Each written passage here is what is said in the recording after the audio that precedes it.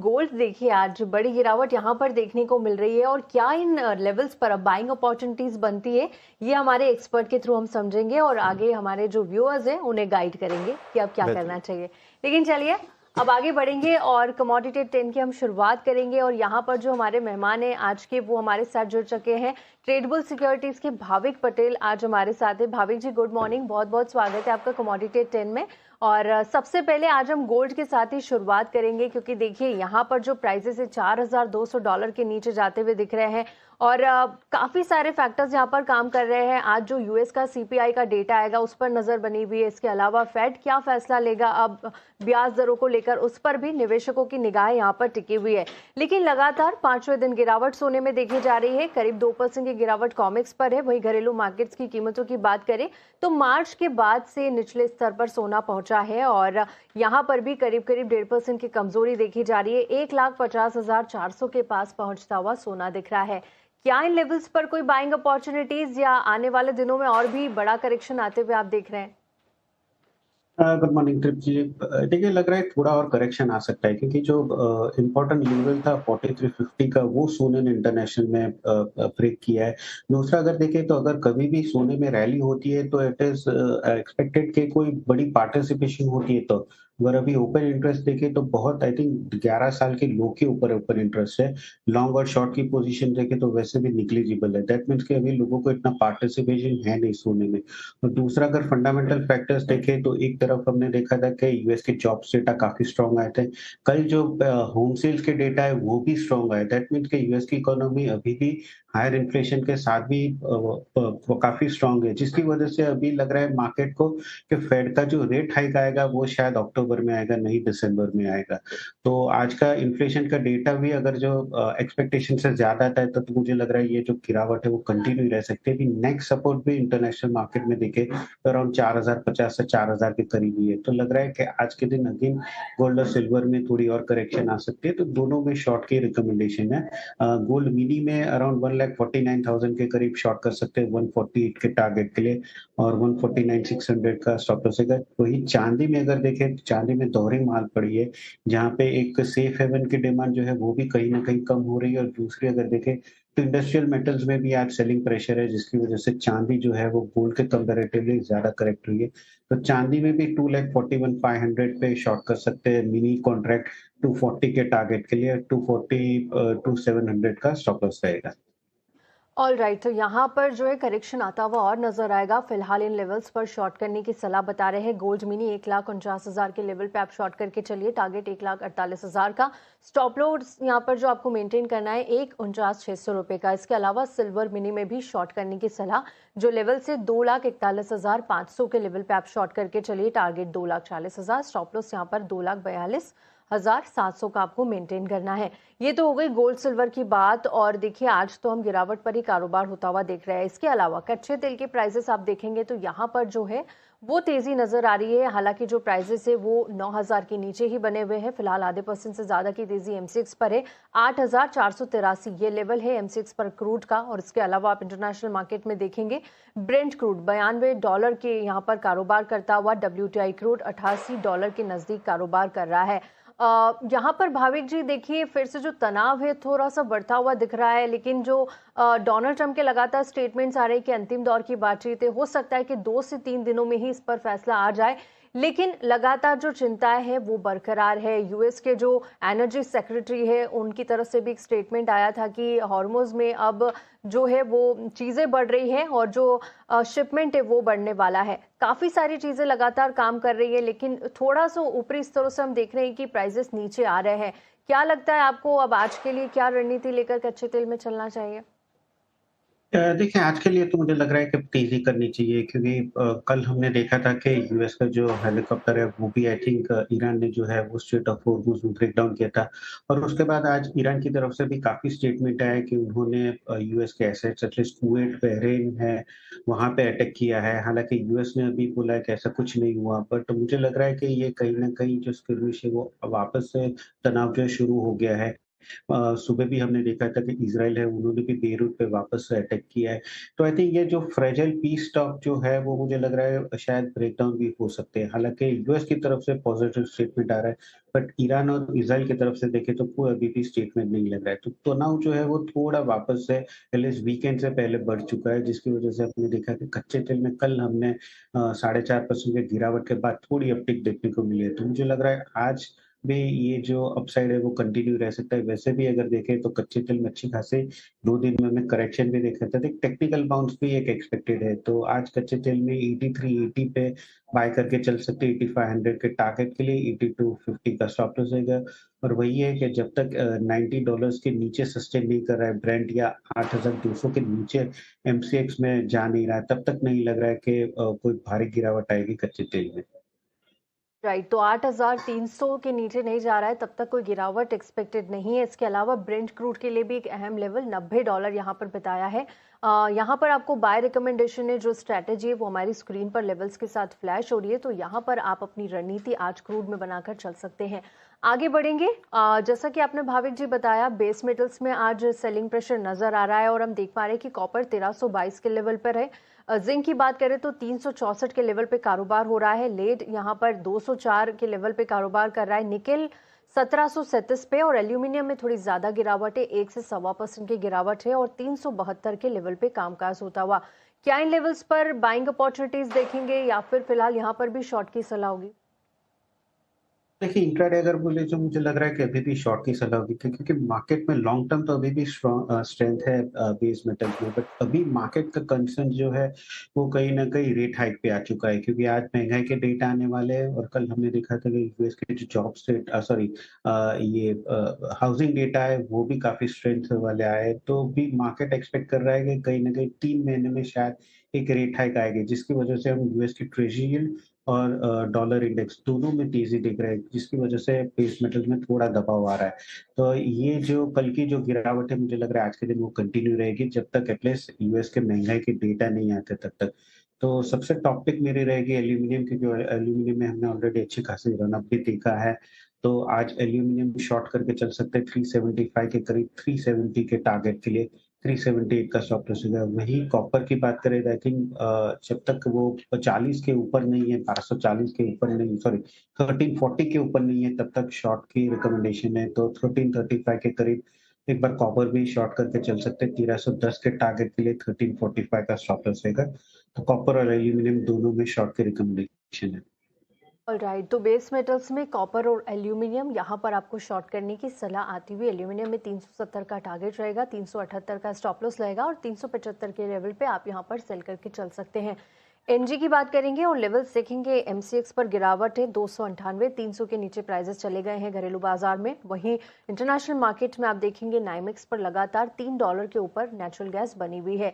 भाविक जी, NG के लिए अब क्या फंडामेंटल्स हैं आगे और क्या इन लेवल्स पर कोई अपॉर्चुनिटी दिख रही है आपको? देखिए, इंट्राडे मैं बोलूँगा कि करेक्शन आ सकता है, बट ओवरऑल पोजिशनली अगर देखो तो आई थिंक जब तक 280 के नीचे नहीं जाता है तब तक कोई भारी गिरावट नहीं रहेगी। आई थिंक 300 से 322 का एक रेंज है, मुझे लग रहा है उसी में अभी नेचुरल गैस फंस चुका है। इंट्राडे आज थोड़ी सेलिंग प्रेशर दिख रही है, तो इंट्राडे 302 के करीब शॉर्ट कर सकते हैं 294 के टारगेट के लिए। 306 का स्टॉप लॉस रहेगा, बट अगर कहीं भी करेक्शन आता है 280 या 285 के करीब मिलता है, तो मैं बोलूँगा एक बाइंग अपॉर्चुनिटी पोजिशनल रहेगी। 260 के स्टॉप लॉस से वापस से 320 टू 325 देखने को मिल सकते हैं, बट आज के दिन सेल करके ही चलना चाहिए।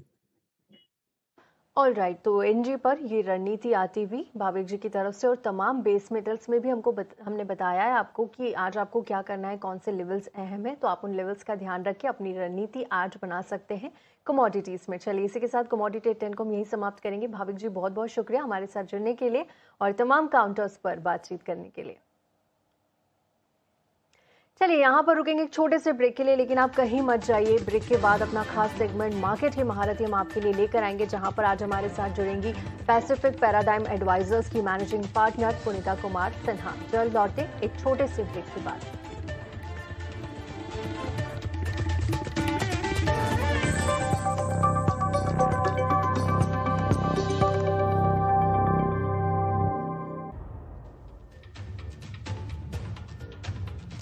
ब्रेक के बाद आपका फिर से स्वागत है। आप देख रहे हैं 10 का बाजार और बाजार में लगातार दूसरे सत्र में तेजी है। हालांकि ऊपरी स्तरों से थोड़ा प्रेशर जरूर आया है, लेकिन 23,300 के ऊपर कारोबार कर रहा है निफ्टी। और निफ्टी बैंक की बात करें तो निफ्टी बैंक आ गया है लाल निशान में।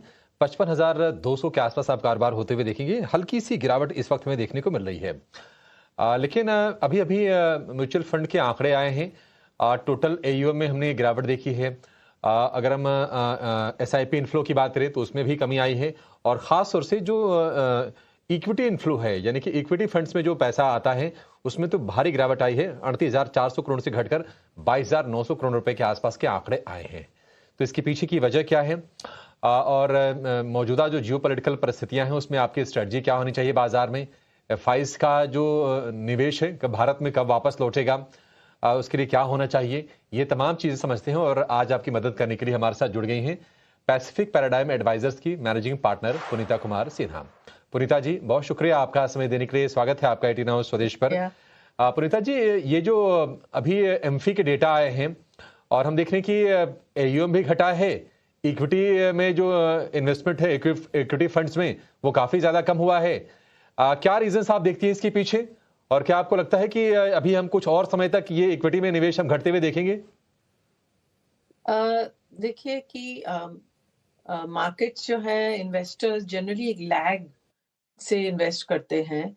जब मार्केट्स बहुत ऊपर जाती हैं तब इनफ्लोज लैग से बढ़ जाते हैं, और जब मार्केट्स करेक्ट करती हैं तो आउटफ्लोज भी लैग से घट जाते हैं और बढ़ जाते हैं आउटफ्लोज, और एयूएम घट जाते हैं।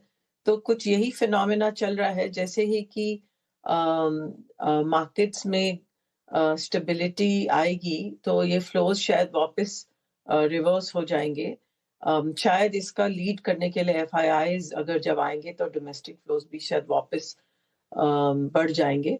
और मेरे हिसाब से एफआईआई जो है अभी इंडिया को क्लोजली वॉच कर रहे हैं, क्योंकि यहाँ यूएस में अगर टेक्नोलॉजी एआई ट्रेड जैसे कि लास्ट फ्यू डेज में वॉलेटाइल हो गई है, तो अगर ये वॉलेटिलिटी रहेगी तो फिर इन्वेस्टर्स बियॉन्ड एआई और बाकी कंट्रीज में जहाँ पर एआई का इतना वो जोश नहीं रहा, और वहां पर अपॉर्चुनिटीज ढूंढेंगे जहाँ पे वैल्यूएशंस ज्यादा रीजनेबल है, एंड उसमें इंडिया फीचर कर सकता है।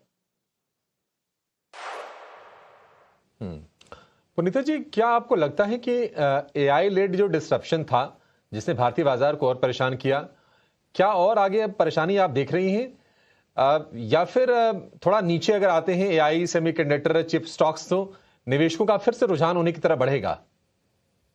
हाँ, जैसे मैंने बोला कि अगर एआई सेमीकंडक्टर चिप्स जिन स्टॉक्स की अगर आप एब्सोल्यूट नंबर्स पे वैल्यूएशन देखिए तो काफी हाई है, पर लोग प्रोजेक्ट कर रहे हैं एनालिस्ट कि उनकी ग्रोथ काफी स्ट्रांग रहेगी, और उस बेसिस पे वैल्यूएशन जो फ्यूचर वैल्यूएशन है वो रीजनेबल है।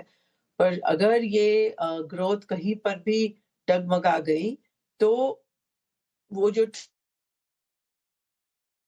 ट्रेड है और ये जो वैल्यूएशंस जो है वो जस्टिफाइड नहीं रहेंगे। तो उस बेसिस पे जो लैगर्ड कंट्रीज रहे हैं जैसे कि इंडिया और कुछ और साउथ ईस्ट एशियन कंट्रीज और बाकी सेक्टर्स यूएस में, वहां पर रोटेशन होने का चांस बढ़ जाएगा। और वैसे भी इन्वेस्टर्स अगर हमारी रुपी में कुछ स्ट्रेंथ आ जाए तो इन्वेस्टर्स वैसे भी थोड़ा पॉजिटिव व्यू लेंगे इंडिया के और जैसे कि आपने देखा यूएस में आज मार्केट काफी डाउन थी, और पर इंडिया में इतनी डाउन नहीं है। तो इंडिया थोड़ा सा नैस्डैक वाली जो कोरिलेशन है उससे रिलेटिवली लो कोरिलेशन पे चल रहा है, तो उसमें जरूर कुछ फायदा आएगा। पुनीता जी, बॉन्ड में एफपीआईज को ल्यूर करने के लिए सरकार ने कुछ डिसीजंस लिए हैं। जो टैक्सेशन है उसको काफी ज्यादा ईज किया है ऑर्डिनेंस के जरिए। क्या आपको लगता है कि सेम चीज इक्विटी में किए जाने की जरूरत है, तभी एक्चुअल फ्लो एफआईज का वापस लौटेगा भारतीय बाजारों में? देखिए, टैक्स जो है जो फॉरेन इन्वेस्टर्स हैं जनरली उनके लिए तो वैसे भी टैक्सेस में काफी राहत है, तो इतना शायद फर्क नहीं पड़ेगा।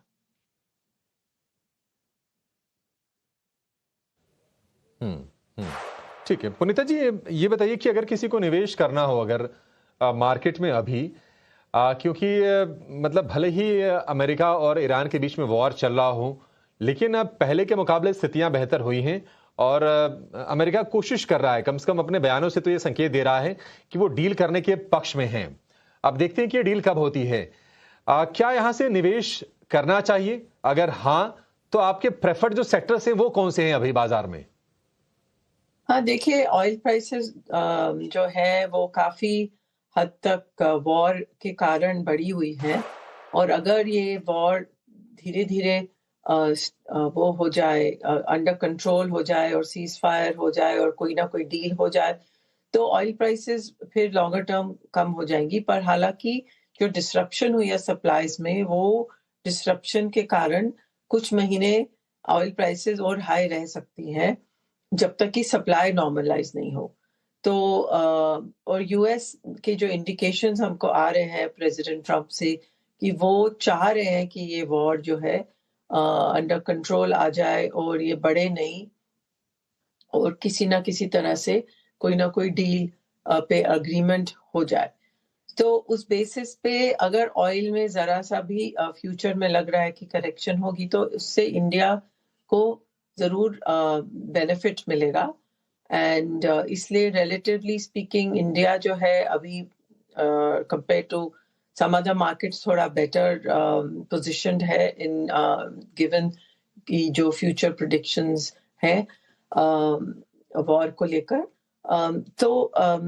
मेरे ख्याल से इंडिया में जो जो सेक्टर्स जहां पर भी वैल्यू है, जो कि कुछ लैगर्ड्स रहे हैं, उधर तो इन्वेस्ट करना ही चाहिए। पर हाँ, इंडिया की अपनी इकोनॉमी में भी कुछ अभी पेन है, इन्फ्लेशन की पेन है, ग्रोथ की पेन है, तो थोड़ा डिफेंसिव सा पोजीशन लेना चाहिए। और वही डोमेस्टिक कंजम्पशन थीम्स जो कि बहुत ज्यादा इकोनॉमी से डिपेंडेंट नहीं है, जैसे कि हेल्थ केयर, डायग्नोस्टिक्स, उनमें अभी भी अपॉर्चुनिटीज है, हॉस्पिटल्स, और साथ साथ में जो कि लॉन्गर टर्म थीम्स हैं जहां पर हमेशा डिमांड रहेगी, जैसे पावर, इंफ्रास्ट्रक्चर, मैन्युफैक्चरिंग, उधर and to some extent selective financials, इनमें तो डेफिनेटली अपॉर्चुनिटीज लॉन्ग टर्म है। और बाकी सेक्टर्स को तो अपॉर्चुनिस्टिकली स्टॉक बाय स्टॉक देखना पड़ेगा। जी। पुनीता जी, एक और चीज है कि क्रूड काफी एलिवेटेड है, और अगर कच्चे तेल के भाव अगर नीचे नहीं आते हैं तो निश्चित तौर पर ये मैन्युफैक्चरिंग से जुड़ी कंपनीज हैं, उनके मार्जिन प्रभावित होंगे। आपको क्या लगता है, अगर मान लीजिए भाव यही $90-95 के आसपास ही रहे अगले अगर 1-1.5 महीने की, तो क्या Q1 की भी जो अर्निंग पिक्चर होगी, क्या वो अच्छी नहीं होगी? हालांकि Q4 में नतीजे उतने कोई मतलब निराशाजनक नहीं थे, ठीक ठाक ही आए थे। Q1 को लेकर आपका असेसमेंट क्या है? Q1 आई थिंक Q4 से थोड़ा वर्स होगा, बिकॉज Q1 में ऑयल प्राइसेस और जो वॉर था वो तो फरवरी में शुरू हुआ था, तो उसका फुल इम्पैक्ट उस क्वार्टर पे आया ही नहीं है, तो इस क्वार्टर में उसका फुल इम्पैक्ट आएगा।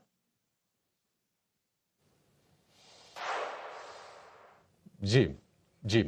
पुनीता मैम, एक और चीज जरा आप समझाइए, रुपया कितना बड़ा फैक्टर होगा, और आपको क्या लगता है कि आगे चल के अगर ऑयल प्राइसेस एलिवेटेड रहे, और हमने मतलब देखा भी है कि कहीं ना कहीं इन्फ्लेशन का प्रेशर बढ़ रहा है, क्या रेट हाइक के सिनेरियोज हो सकते हैं? क्योंकि स्टांस तो अभी न्यूट्रल है, इस पॉलिसी में स्टेटस को रहा, क्या आगे की पॉलिसीज में रेट हाइक का रिस्क रहेगा? तो यस, इन्फ्लेशन एक कंसर्न है ग्लोबली, और सिर्फ इंडिया में नहीं, यूएस में भी इन्फ्लेशन की काफी वरीज बढ़ रही हैं, और रेट हाइक्स की चर्चा हो रही है। और रुपी जो है, अगर यूएस में रेट हाइक हुई और इंडिया में इन्फ्लेशन बढ़ी और रेट हाइक नहीं हुई, तो उस पर रुपी पे प्रेशर पड़ सकता है। और वो कि जो आरबीआई है वो नहीं चाहते कि हम लोगों का रुपी और वीकन इतने रैपिडली हो, और फॉरेन इन्वेस्टर्स भी ये रुपी को वीकनेस जो है उसको उससे काफी कंसर्न रहे हैं कि जो उनके रिटर्न्स हैं वो रुपी के वीकनेस से काफी हद तक उड़ रहे हैं। तो फॉरेन इन्वेस्टर्स ये रुपी को लेके जो काफी साइडलाइंस पर है, अगर रुपी में स्ट्रेंथनिंग आई तब एफआईआईज में भी कुछ और कॉन्फिडेंस आएगा कि हम लोग यहाँ पे जो रिटर्न्स बनेंगे लोकल करेंसी में वो डॉलर्स में भी हम लोग के लिए ठीक रहेंगे। अभी जो है कई सारे इन्वेस्टर्स का एक तो मार्केट भी साइडवेज डाउन गई काफी सेक्टर्स में, ऊपर से रुपी से काफी ज्यादा हिट हुआ है उनको, इसलिए जब तक रुपी स्टेबलाइज नहीं होगा तब तक आई थिंक थोड़ा बहुत वरी रहेगा फॉरेन इन्वेस्टर्स को, और उसका रेट हाइक से काफी क्लोज कोरिलेशन रहेगा। और वो भी यूएस में अगर रेट हाइक बाय चांस हुई तो फिर इंडिया को काफी उसको ध्यान देना पड़ेगा।